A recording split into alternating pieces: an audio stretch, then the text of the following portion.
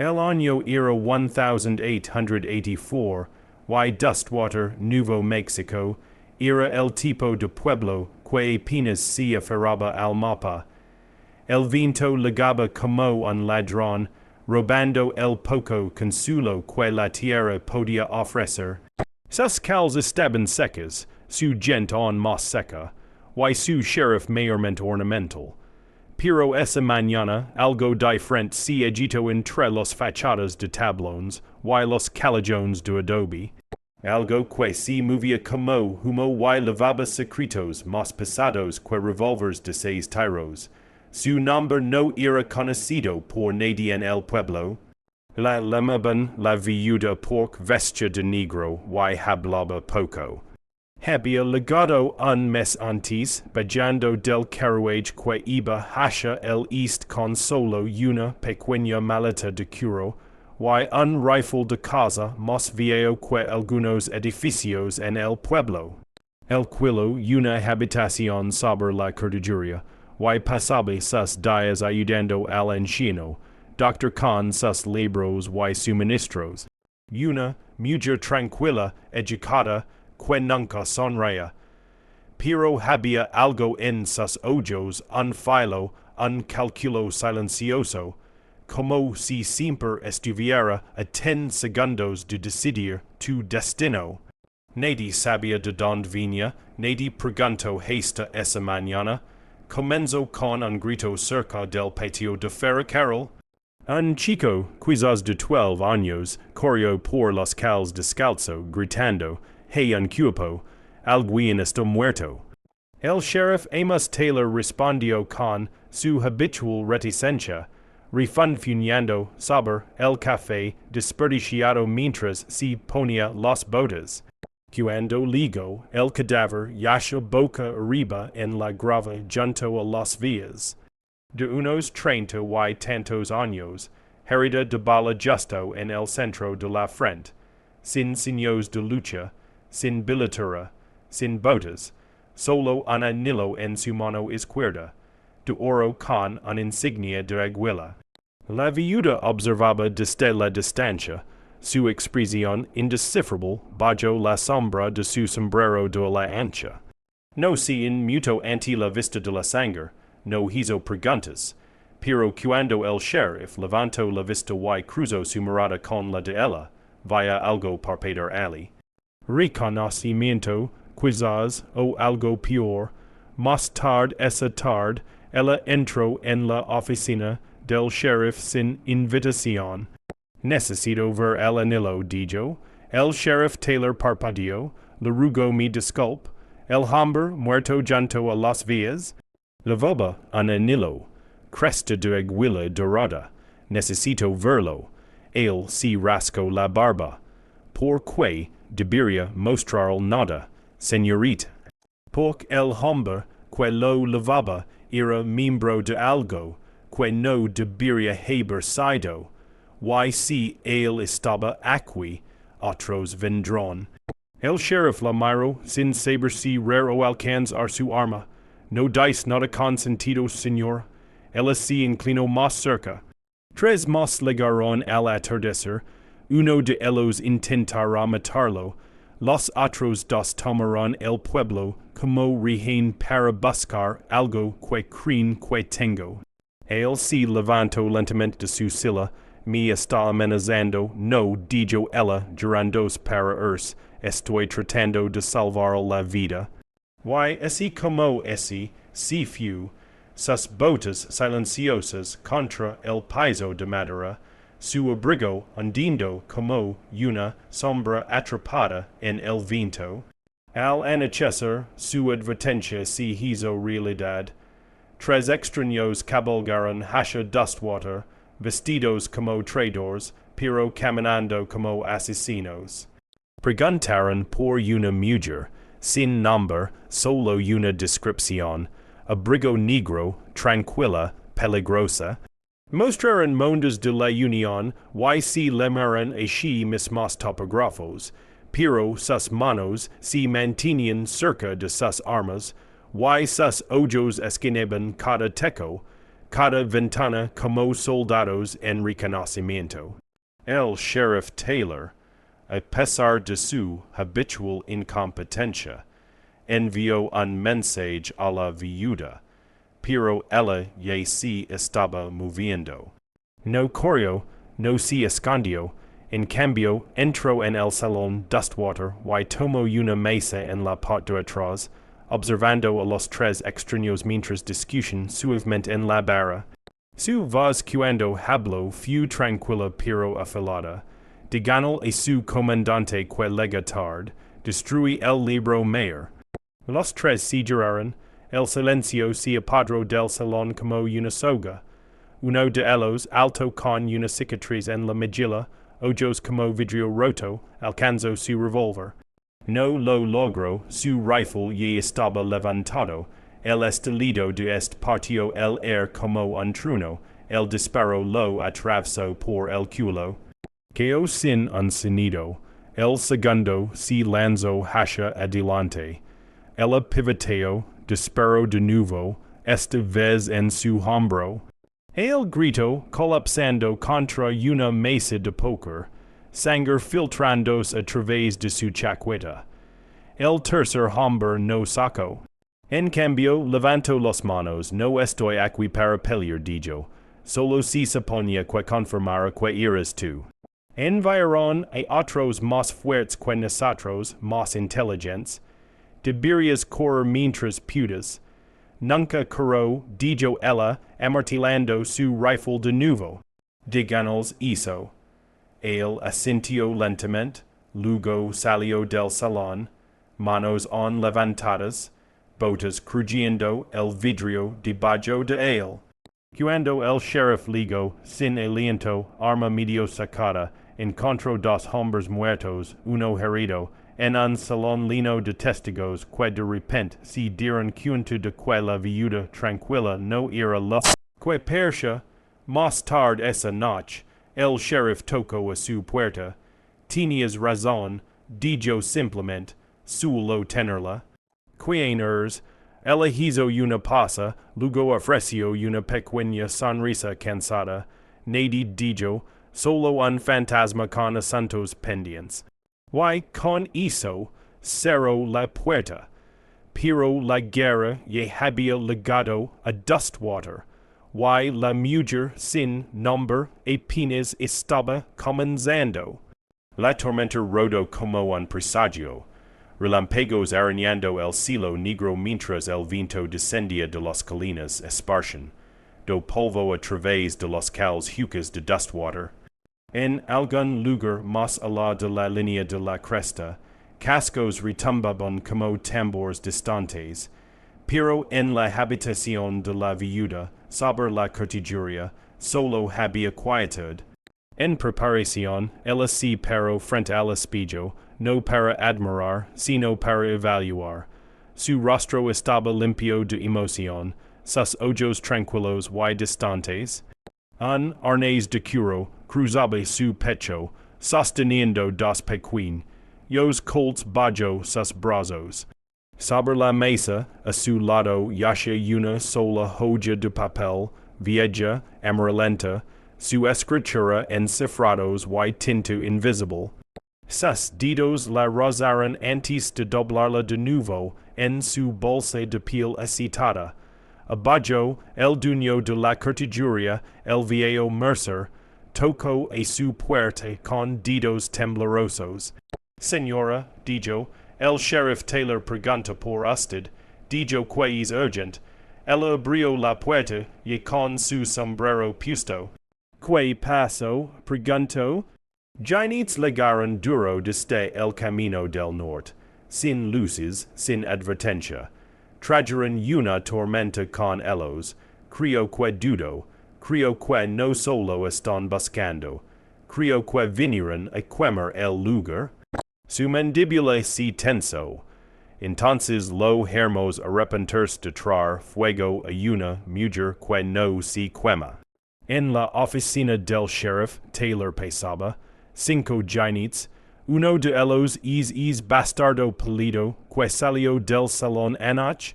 Volvio con ayuda acampado cerca del viejo granjero de Miller, preparandos como si plain, rancishire el pueblo. La miro digisque destruiste el libro mayor, lo hais, entonces, que demonios quieren, ella se acercó a la ventana, observando el relampago dividir el cielo sobre la silueta del granero. Quieren, lo que está dentro de mi cabeza, dijo, nombres, coordenadas, códigos que mi padre incrustó en mi antes de morir. Green que soy solo una portadora, un recipient para secretos. No saben que soy un arma. El sheriff Taylor trajo saliva con dificultad. Siempre hablas como si estuvieras en una guerra. Ella se giró, su expresión indescifrable, porque nunca la dije. Esa noche la viuda caminó sola hacia el granero de Miller, el viento arañando su abrigo. Se movió como un fantasma a través del salvia, botas silenciosas en la tierra agrietada. En su maleta había un mensaje, uno que su padre le había enseñado a entregar solo una vez. El fuego del enemigo fue fácil de encontrar. 5 figuras alrededor de una loma baja, armadas y blindadas como mercenarios. Uno de ellos se paraba aparte, pálido, cabello peinado hacia atrás, abrigo planchado incluso en el viento. El hombre del salón, les dije que vendrías, dijo como si saludara a un viejo amigo, pero no me creyeron. No me importa lo que creen, dijo la viuda, solo lo que sangran el cirio, no es lo que esperaba. Tú tampoco, de la oscuridad los otros levantaron sus armas, pero la viuda no se inmutó. En cambio, lanzó una pequeña esfera de metal al fuego. Un destello, humo, gritos, y luego caos. En segundos estaba en movimiento, sacando ambos colts y derribando a los dos hombres más cercanos antes de que pudieran ver. El tercero se lanzó, cuchillo en mano. Ella se agachó, disparó 2 veces. El giró, derrumbándose en la tierra. El cuarto corrió, no ligo ligos, y luego quitó uno. El hombre pálido, que no había sacado su arma, ni siquiera se había movido. Se paró en el humo sonriendo, has sido entrenada dijo, pero no es la única. La viuda levantó sus pistolas. Tal vez no, dijo, pero soy la última que conocerás. Él se movió rápido, más rápido de lo que esperaba, pero no más rápido que ella. Un disparo limpio directo a través de su corazón. Tropezó, ojos abiertos con algo como sorpresa, y luego cayó. Al amanecer, el granero era cenizas, y la amenaza estaba muerta. El sheriff Taylor la encontró caminando de regreso al pueblo. Sangre en su abrigo, polvo en sus botas, pero su rostro tranquilo como siempre. Los derribaste a todos, dijo. Sola, asintió ella, te dije que esto es guerra, guerra contra quien. Ella miró más allá de él hacia el sol naciente, ojos duros como pedernal.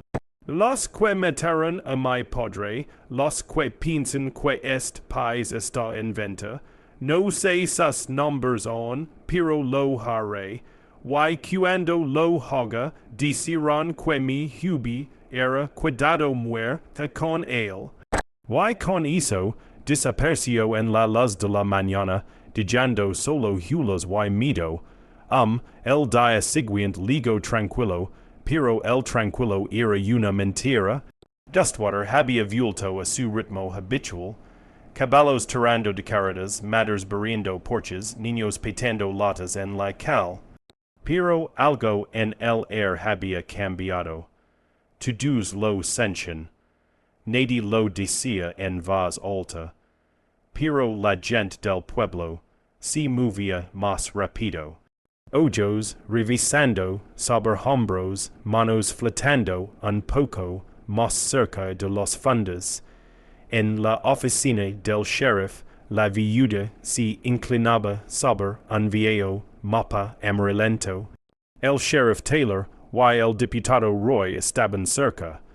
Ninguno hablando mientras ella trazaba una línea a través del pergamino con un dedo enguantado. Esto, dijo al fin, golpeando el borde noroeste cerca de Diablo Ridge, fue lo último reportado de mi padre antes de desaparecer. No durante una misión de caballería, durante una asignación encubierta. No estaba explorando indios, sheriff. Estaba explorando agents. Roy parpadeó de agents de donde Europa, mayormente intereses franceses y españoles, algunos prusianos también. Ya habían hecho arreglos con ciertos oficiales confederados antes de que terminara la guerra. Y algunas de esas lealtades nunca murieron. Ella levantó la vista. Los mismos que financian a estos nuevos mercenarios, y quieren lo que él enterró en las cuvas debajo de Diablo Ridge. Taylor frunció el ceño. Que demonios hay bajo esa cresta? Mi hija dijo suavemente. Y la razón por la que murió. El viaje a Diablo Ridge tomó la mayor parte de la tarde. La viuda no hablaba mucho. Lavaba el viejo sombrero de su padre bajo, su rifle atado a la espalda, su mente afilada y fría. Mientras cabalgaban, Roy intentó romper el silencio, alguna vez piensas en asentar, preguntó con una risa. ¿Ya sabes después de todo esto? Ella no lo miró. Después de todo esto, Roy no queda lo mucho de mí para asentar. Llegaron a la base de la cresta al atardecer. Era un lugar muerto, rocas dentadas sobresaliendo como huesos, buitres circulando muy arriba. La viuda los llevó a una estrecha grieta medio oculta por miles y tiempo. Mi padre lo lamaba la boca, explicó desmontando. Dijo que solo aquellos que conocían la verdad deberían entrar. Pensé que era una historia. Taylor encendió una linterna. Que esperamos dentro. Ella sacó su revólver de la funda. Pruebas, nombres, documentos, y quizás algunos fantasmas. Dentro de la cuva, el aire era frío y cerrado. Sus botas resonaban a través del túnel, mientras la linterna proyectaba sombras cambiantes contra la piedra húmeda. A unos 20 pasos adentro, lo alcanzaron. Una caja de hierro con candado, medio enterrada en el suelo, justo donde el diario de su padre había dicho que estaría. Ella se arrodilló y limpió la tierra. Roy dijo, vigila la entrada. Él asintió y retrocedió. Abrió la caja con una leve desgastada por años de uso. Dentro había documentos selados con cera, mapas con marcas rojas que reconoció como rutas de contrabando, cartas codificadas, y debajo de todo, un solo sobre negro con el celo del departamento. Guerra de exhaló lentamente, realmente era lo que decían. Taylor silbó. Esto lo cambia todo. Ella asintió. Lo que significa que vendrán. Justo entonces, desde afuera vino el grito de advertencia. La voz de Roy afilada y presa del pánico. Entrantes, ella metió los papeles en su maleta, justo cuando balas explotaron en la piedra a su alrededor. La boca de la cuva se iluminó en destellos de disparos. Alguien ya estaba dentro. Túnel trasero, dijo, agarrando a Taylor por el culo. Muy vite, corrieron a través de la oscuridad retorcida, las botas de la viuda nunca resbalando, cada giro grabado en su memoria de viejos mapas y viejas historias. Detrás de ellos vino el sonido de botas. 6, quizás 7 hombres entrenados, silenciosos, rápidos. En una bifurcación se detuvo, sheriff vi a la izquierda, encuentra Roy, cubrir la cresta, y2, ella cargó su rifle. Los retrasaré, espero en las sombras, un aliento, dos, tres, entonces el primer hombre entró en vista. Disparo, luego de nuevo, cuando emergió de la cuva, humo pagado a su abrigo, su rifle vacío. Sangre salpicada en su guante. Roy estaba en una roca, sobre la cresta, proporcionando fuego de cobertura. Taylor estaba junto a los caballos y en movimiento. La viuda no dijo una palabra, solo montó su caballo y cabalgó. No habría descanso esa noche. Lo que su padre había dejado atrás era demasiado valioso y demasiado peligroso, y ahora todos vendrían por ella. El fuego en la estufa del sheriff crepitaba mientras el viento hablaba a través de los tecos de Dustwater, levando polvo y tensión con él. Afuera, el pueblo intentaba dormir. Dentro, la viuda no podía. Los documentos recuperados de Diablo Ridge estaban esparcidos por el escritorio del sheriff. Mapas intentados con nombres de agentes fronterizos, telégrafos codificados de consulados europeos, registros de pagos hechos y conocidos comerciantes. Pero era la carta lo que le agarraba ahora, una simple hoja doblada dos veces metida entre páginas del libro mayor.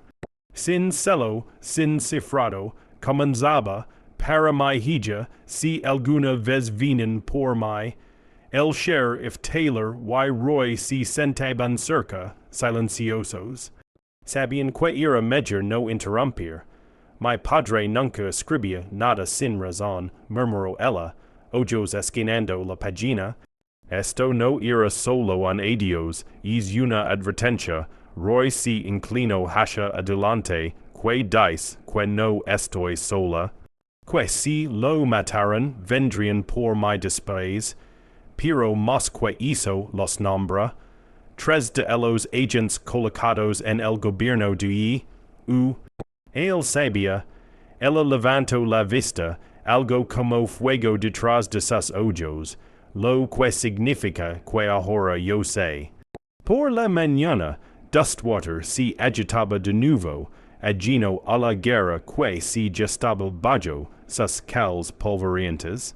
La viuda cabalgó, flanqueada por Roy y Taylor, su destino un puesto de suministros a lo largo del Butterfield Trail, donde uno de los nombres en la carta, Ambrose Kellum, se decía que operaba bajo una identidad falsa. No era solo un comerciante, era un corredor de secretos, de armas, de traición. El sendero fue sin incidents, demasiado sin incidents, el tipo de silencio que hacha que los instintos de su padre picaran en la parte trasera de su mente. Mientras se acercaban al puesto, señaló un flanco amplio. Roy sheriff, quédate detrás de mí. Si no salgo en 5, patea la maldita puerta. Taylor gruñó.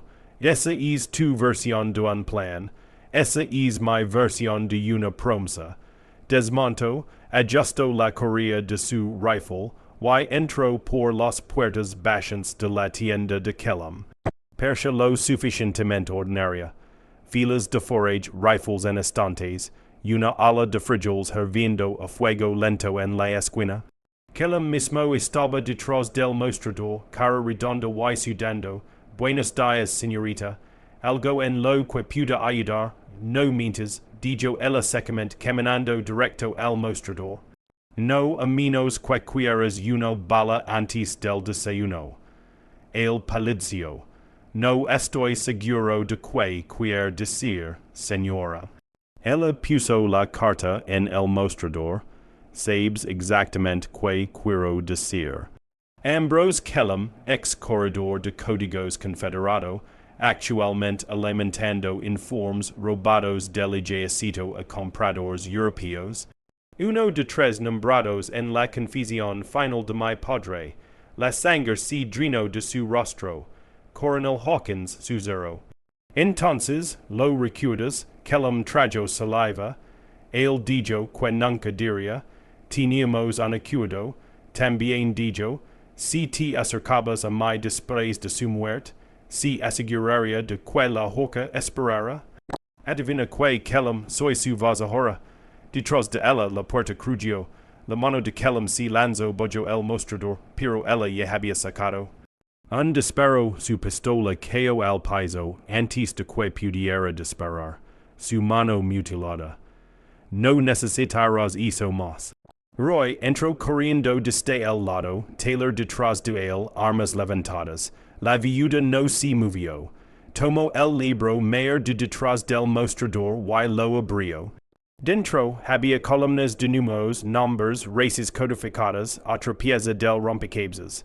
Lo levamos de vuelto a Dustwater y lo hacemos hablar. Al anochecer, la viuda se sentó sola en el estudio de su padre.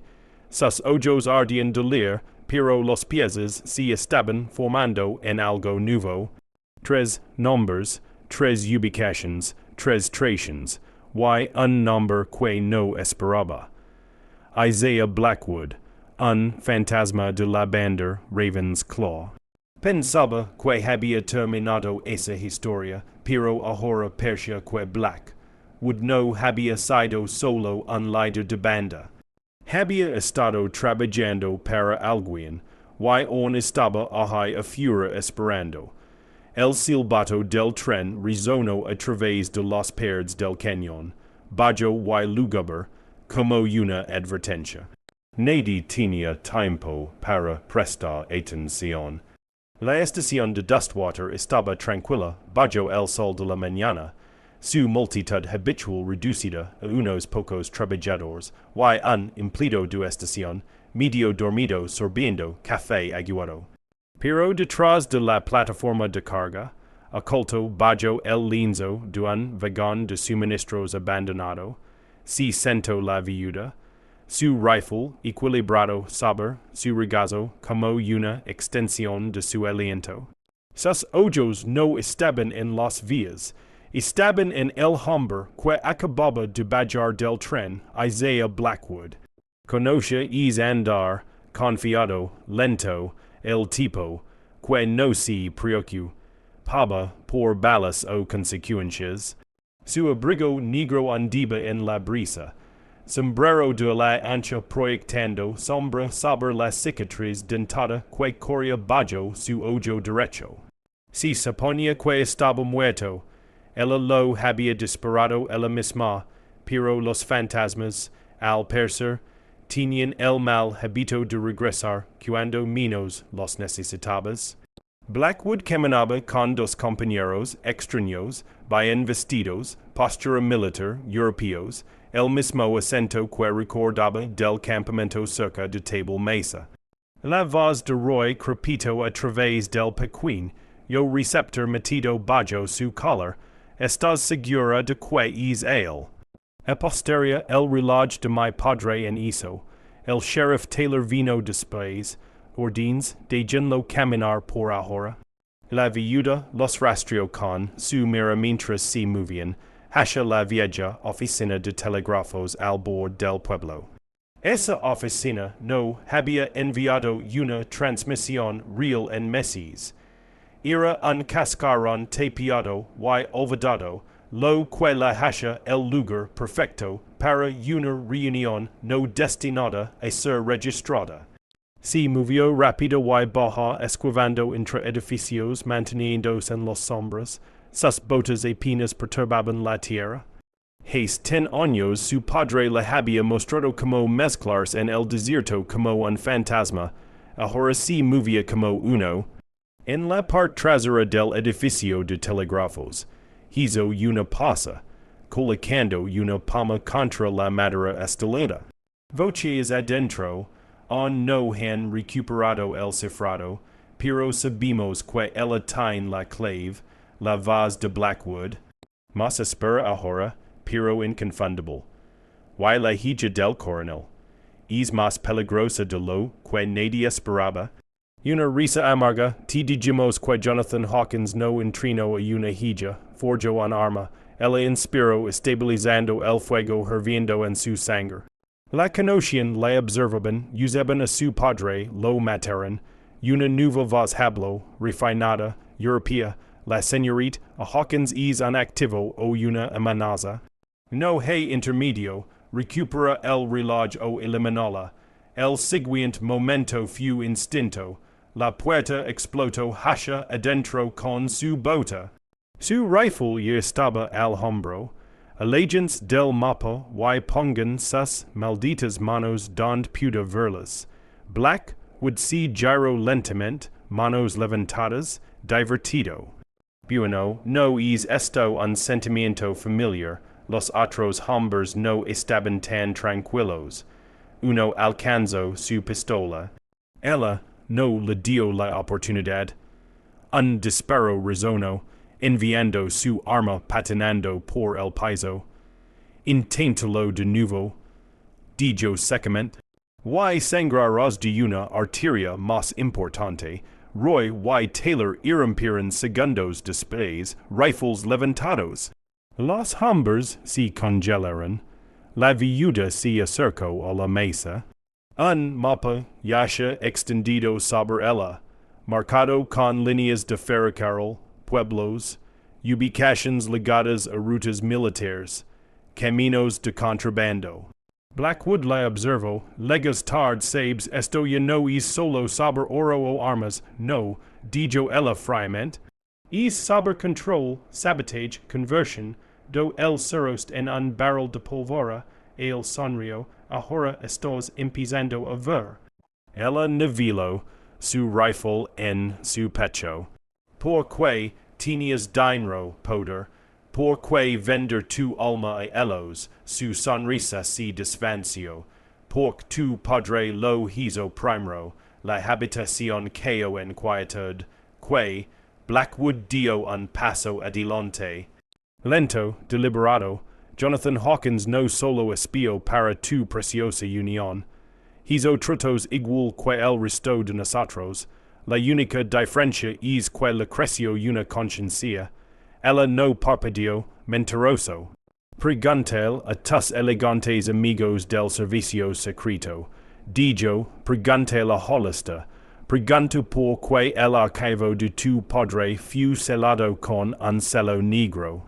No era un héroe, solo un hombre demasiado profundo para salir. Sus manos temblaron por primera vez en semanas.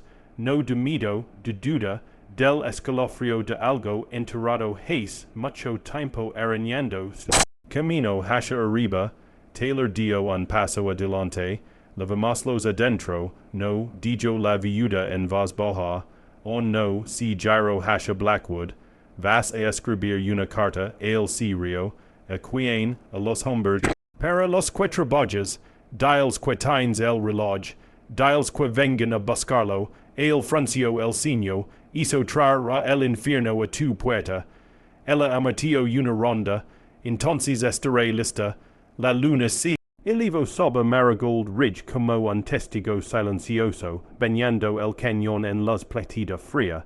Abajo en el val, la viuda estaba sola cerca de la cerca disgustada de la tierra de su padre, y no un hogar sino un campo de batalla en espera.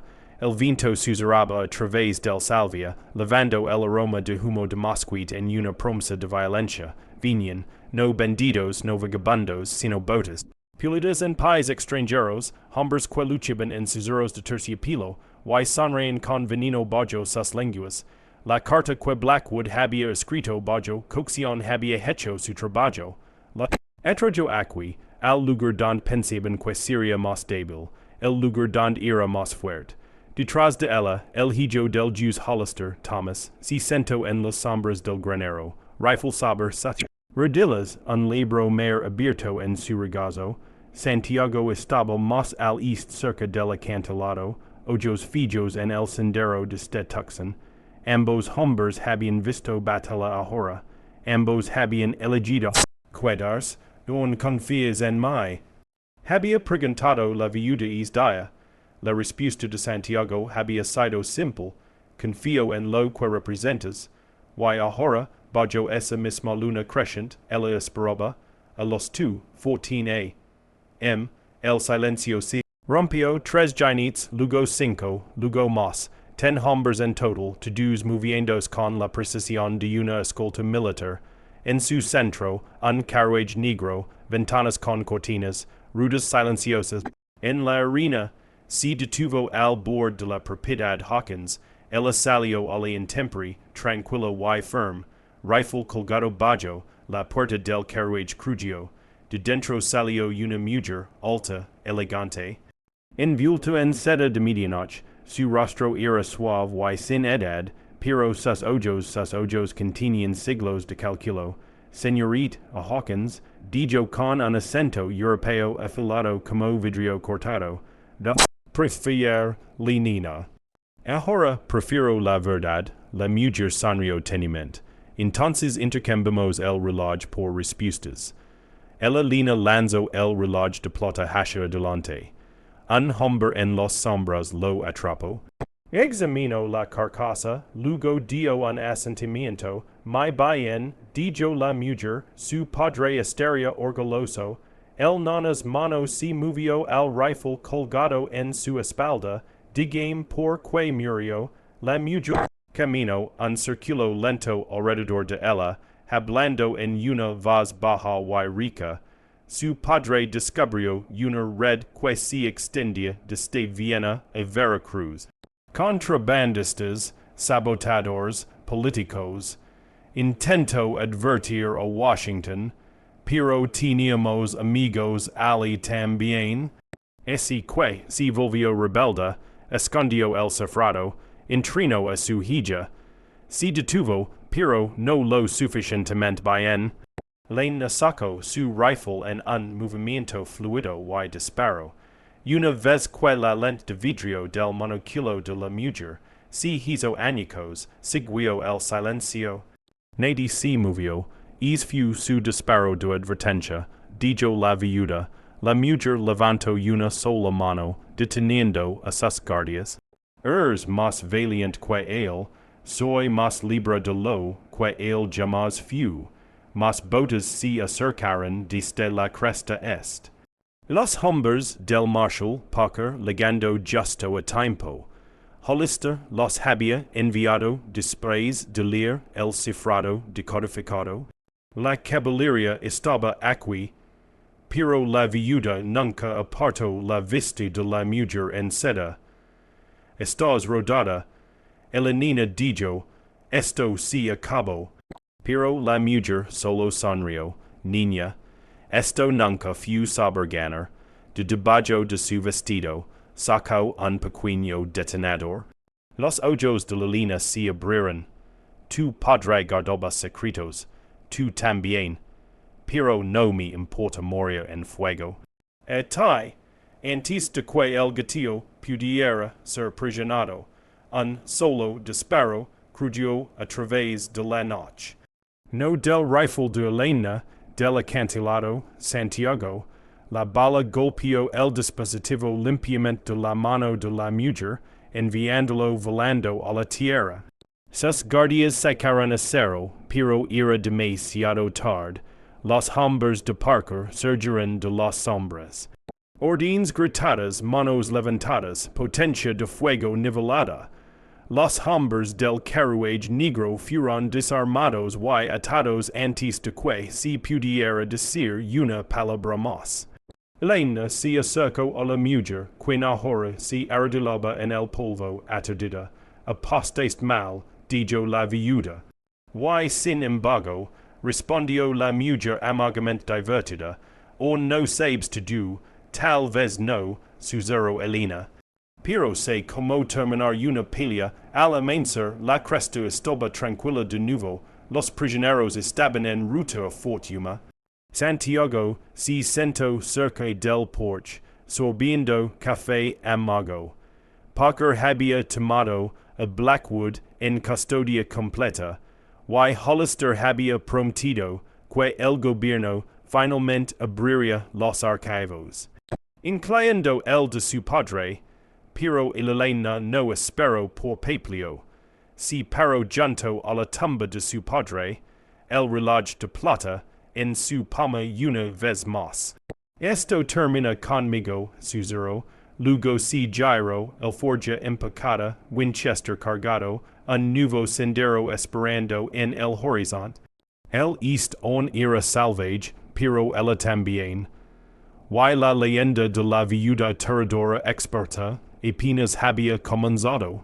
Y así, a través de estas tierras implacables, otra historia se aleja con el viento. Si est courage silencioso, est corazón obstinado te tocó de alguna manera, deja unlike, compart tus pensamientos en los comentarios. Y pasa esta historia a alguien que la necesite. No, olvides suscribert por aqua fura, on hay tantas verdades por contar. Cada una telada de dollar, esperanza y polvo. Esto es historias del salvage east. Gracias por ver.